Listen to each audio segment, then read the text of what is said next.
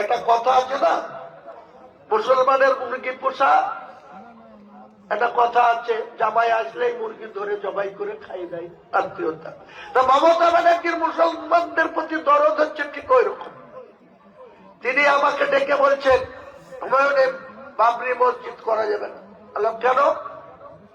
তাহলে আমরা আগে বুঝতে পারিনি, তুমি অনেকদিন থেকে বলেছো, আমরা এটাকে কর্ণপাত করিনি, কিন্তু এখন যা অবস্থা এটা ন্যাশনাল ইস্যু হয়ে গেছে, গোটা ভারতবর্ষের মানুষ এটা নিয়ে খুব চিন্তায়, কাজে তোমাকে এই বাবরি মসজিদ ইস্যু থেকে সরে আসতে হবে। আমি বললাম আমি কোনো মতেই এই ইস্যু থেকে সরব না, কারণ সুপ্রিম কোর্ট যে রায় দিল তাতে তো বাবরি মসজিদ করার জন্য 5 একর 15 বিঘি জায়গা দিয়েছে, সেখানে তারা করতে পারেনি। আমি তো আপনার অর্থ সাহায্য চাইছিলাম।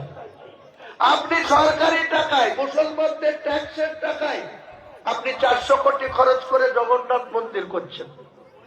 আপনি 1,10,000 করে হিন্দুদের পুজো করার জন্য অনুদান দিচ্ছেন।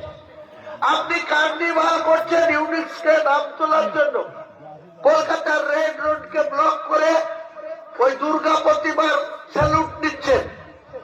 আপনি কলকাতার রাজারহাটে 1100 কোটি টাকার জায়গা, যেটা সরকারি সম্পদ, মুসলমানদের অধিকার আছে, সেটা হিন্দুদের ট্রাস্টকে দিয়ে দিচ্ছেন মন্দির করার জন্য।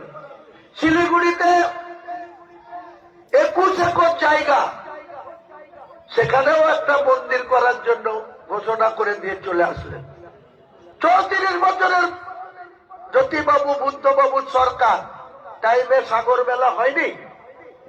14 বছর ধরে মুসলমানদের ভোট নিয়ে সাগর মেলাতে গোটা রাজ্যের পুলিশ নিয়ে, মন্ত্রীদের নিয়ে, সাধু সন্ন্যাসীদের